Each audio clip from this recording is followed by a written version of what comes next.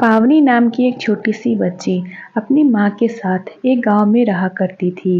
उसके परिवार में पावनी और उसकी माँ ही रहा करती थी। पावनी की माँ कोमल भगवान की बहुत ज़्यादा पूजा-पाठ किया करती थी। वो देवी माँ की अनन्य भक्त थी। वो देवी माँ की नियमित पूजा किया करती थी। ओम जय अम्बे गौरी मैया जय मंगलमूर्ति तुमको निस दिन सेवत हरि ब्रह्मा शिव जी।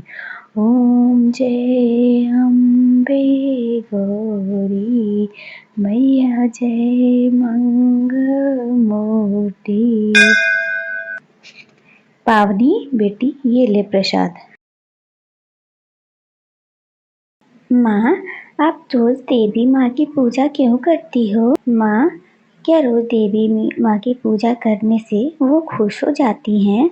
हाँ बेटी, मैं देवी माँ की पूजा इसलिए करती हूँ क्योंकि देवी माँ को मैं बहुत मानती हूँ और मैं उनकी पूजा इसलिए करती हूँ ताकि हमारे घर में और हमारी ज़िंदगी में सुख शांति बनी रहे।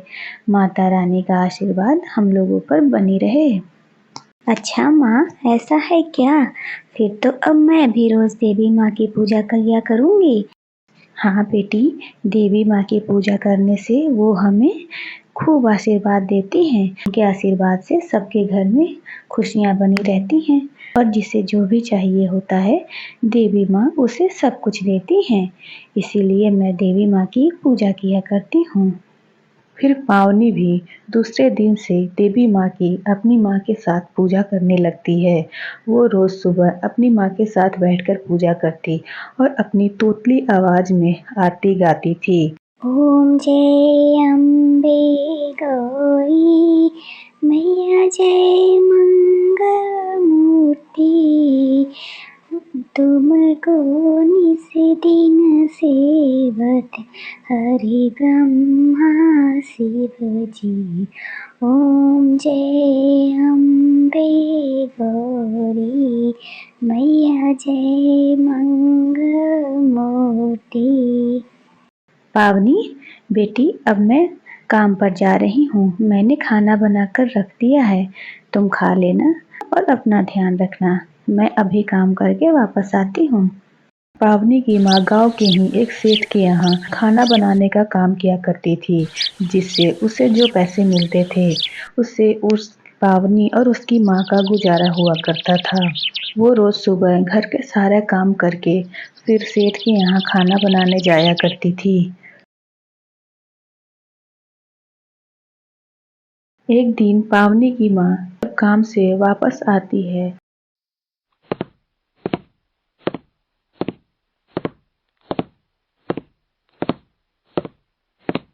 तो वो देखती है कि पावनी अपने कमरे में मुंह लटका के बैठी होती है। तो उसे उदास देखकर उसकी माँ उससे पूछती है।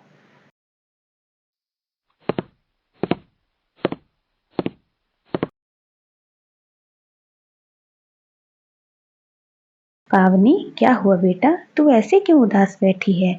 कोई बात है क्या बेटा? माँ, मेरे सारे दोस्त बात कर रहे थे कि अभी नवरात्रि आने वाली है और उसमें सबके माँ पापा उनको नए कपड़े दिलाएंगे। पर माँ, आप तो मुझे कब से नए कपड़े नहीं दिलाए और पता नहीं इस नवरात्रि में भी आप मुझे नए कपड़े दिलाओगी या नहीं। मम्मा, मुझे नए कपड़े चाहिए मम्मा। अच्छा, तो ये बात है। इस बात से मेरी गुड़िया रानी उदास है। अरे, इसमें उदास होने वाली कौन सी बात है? चल, नवरात्रि आने से पहले मैं तेरे लिए नए कपड़े लेकर आऊंगी। अपनी माँ की बात सुनकर पावनी बहुत खुश हो जाती है। फिर कुछ दिनों बाद उसकी माँ उसके लिए नए कपड़े लेकर आती है, जिसे देखकर पावनी बहुत खुश हो जाती है। ऐसे ही दिन बीतने लगते हैं। एक दिन पावनी की माँ कोमल की अचानक से तबीयत बहुत ज़्यादा खराब हो जाती है। वो बहुत ज़्यादा बीमार रहने लगती है। पावनी उसकी खूब सेवा करती है, उसे उसके हाथ पैर दबाती है, उसको समय पर खाना खिलाती है, उसके लिए खाना बनाती है। उसकी खूब सेवा करती है। लेकिन कोमल सही नहीं हो पाती और कुछ दिनों बाद उसकी अचानक मौत हो जाती है, जिसे देखकर पावनी बहुत टूट जाती है। पावनी अपनी माँ के मरने के बाद बहुत ज़्यादा दुखी रहने लगती है। वो समय से खाना-पीना सब छोड़ देती है। एक दिन वो अपने कमरे में बैठी रो रही होती है, तभी उसे अपनी माँ की कुछ बातें याद आती है। तभी वो माँ, अब कहाँ चली गई माँ? मुझे छोड़कर अब कहाँ चली गई माँ? माँ, वापस आ जाओ ना माँ। माँ, देवी माँ, आपने मेरे साथ ऐसा क्यों किया देवी माँ? देवी माँ, आप मेरी माँ को मुझसे क्यों दूर कर दिए देवी माँ? मेरी माँ कहती थी कि देवी माँ से कुछ मांगो तो वो ज़रूर देती हैं। अगर मैं उनसे ये कहूँ कि वो मेरी माँ को मुझे वापस दे दे, तो हो सकता है देवी माँ मेरी माँ को वापस भेज देंगी। देवी माँ, मेरी माँ कहती थी कि आप बहुत अच्छी हो, आप सबकी सुनती हो। देवी माँ, आपने मेरी माँ को अपने पास क्यों बुला लिया? देवी माँ, मेरी माँ को भेज दो देवी माँ। हे देवी माँ, क्या आप मेरी बात नहीं सुनोगी? माँ तो कहती थी कि आप सबकी सुनती हो, फिर आप मेरी क्यों नहीं सुन रही देवी माँ? हे देवी माँ, आप मेरी माँ को मेरे पास भेज दो, मैं उनके बिना नहीं रह पाऊँगी देवी माँ।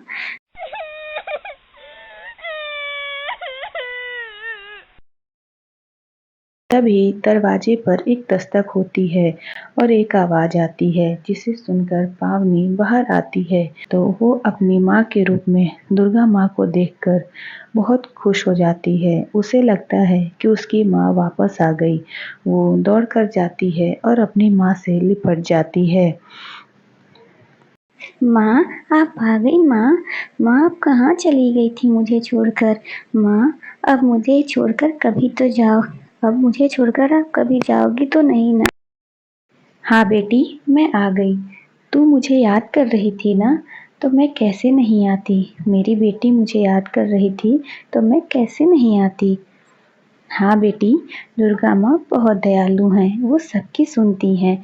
उन्होंने ही मुझे तुम्हारे पास वापस भेजा है।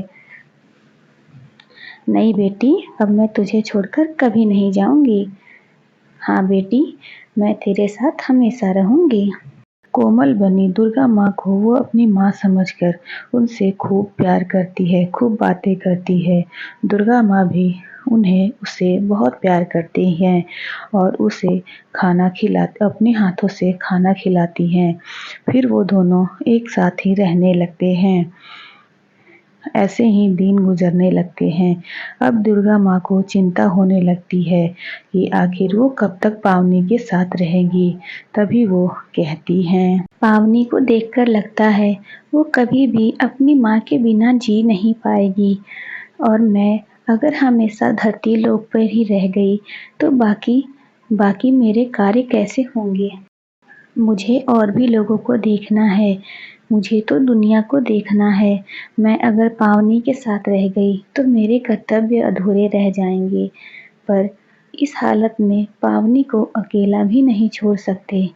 समझ में नहीं आता क्या करें। ऐसा सोचकर दुर्गा माँ अपनी एक छाया प्रकट करती है और पावनी को हमेशा उसकी माँ का प्यार मिलता है। वो कभी समझ ही नहीं पाती कि उसकी माँ अब इस दुनिया में नहीं है। फिर उस दिन के बाद से वो छाया पावनी के साथ रहने लगती है